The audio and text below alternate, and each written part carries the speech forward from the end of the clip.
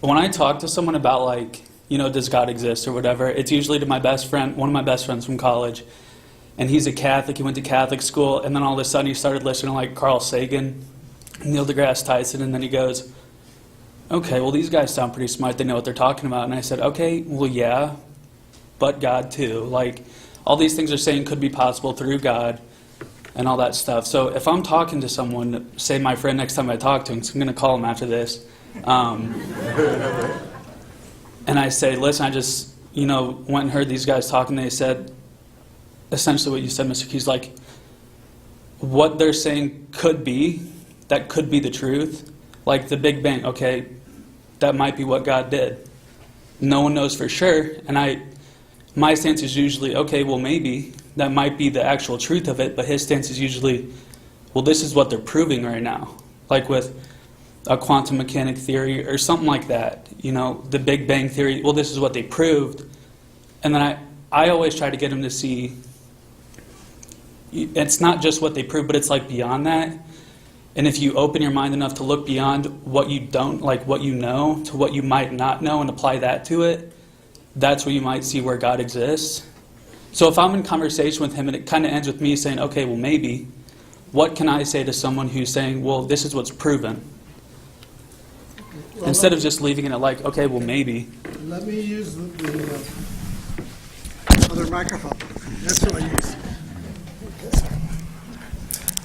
As you probably know, Stephen Hawking died recently.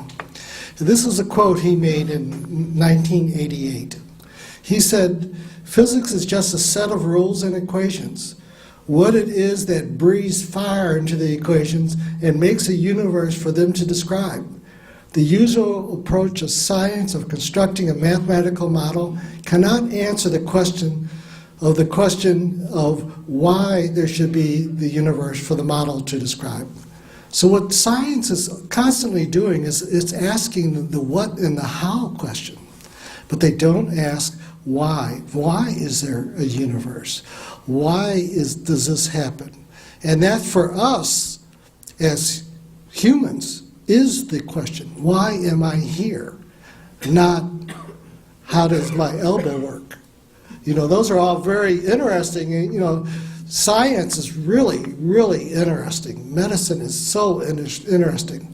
But it's a question. Those are just steps to lead you to knowing why you're here on this earth. And when they talk about the Big Bang Theory, well, there's nothing in the Big Bang Theory that goes against what we know. We say God created it out of nothing. That's exactly what the Big Bang Theory says. So we have really no complaints about that. So I would just approach it that way. You can say that, and then also the other aspect I mentioned about miracles. You can turn it around on them and say, well, look, here's an article on the Eucharistic miracle at Lanciano.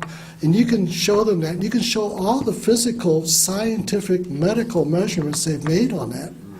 And ask them, why would that be like that?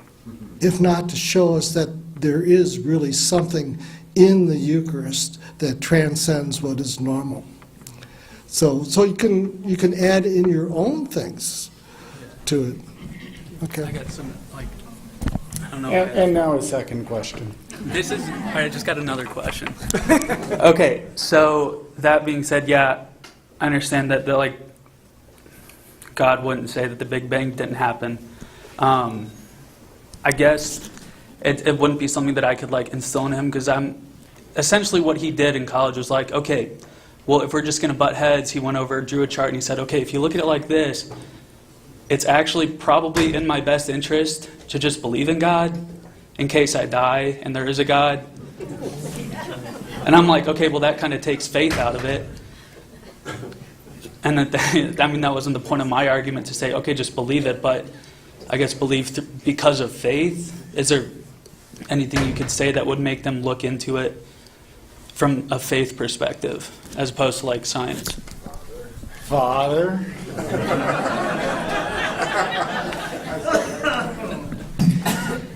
Well, it sounds like he was talking about Pascal's wager, whether or not God exists and what that means to the individual Because if he does exist, you do believe in him, and you follow what he asks, then there's the infinite reward of heaven. But if he does exist, you don't believe, you don't follow, then you have the infinite punishment. But there's other aspects to it as well. And that wager can be like a starting point towards a faith. And Pascal, when he proposed that wager, it was never his intention that it would stop there, but that the person would actually take an interest in exploring the faith to go deeper. And so just simply saying, oh, well, then I guess I better believe in God, and then stop there. Well, if you know anything about Scripture, Jesus didn't say, just believe in me. I mean, if we're completely honest, the devil believes in God, and that didn't save him. You have to do the will of God. You have to act on that belief and follow God, not just simply believe and say, okay, I'm done. And so what Pascal was trying to do was start that journey for the individual. Is that helpful, or did you want me to respond to more of that question? No, I mean, yeah, that makes sense. I just like, how do you get them to take a leap of faith, if you will? Well, you can't force a person to suddenly believe. They have to choose it for themselves. They have to accept that grace from God. What we can do is we can eliminate the obstacles that prevent that from happening. So like they can say, oh, Genesis 1 and creation, what we know from science, those two don't match. Well, my presentation was showing that there's not actually a conflict there. So that removes that barrier. But that doesn't then propel them to make that leap of faith. It just removes the obstacles so that they are able to, when the opportunity comes, when they are willing to receive that grace.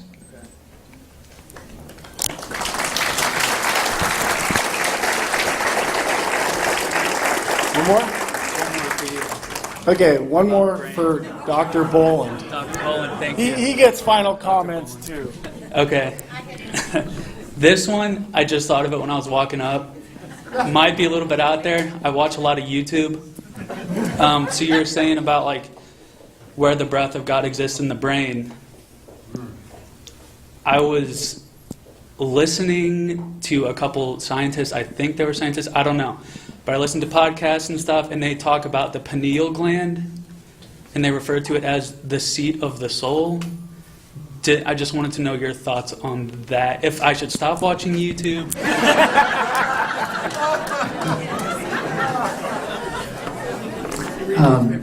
No, the pineal gland is not the seat of the soul. We all have one pineal gland, and it serves very little purpose. We think that it's the reservoir for melatonin, which helps regulate our sleep-wake cycles.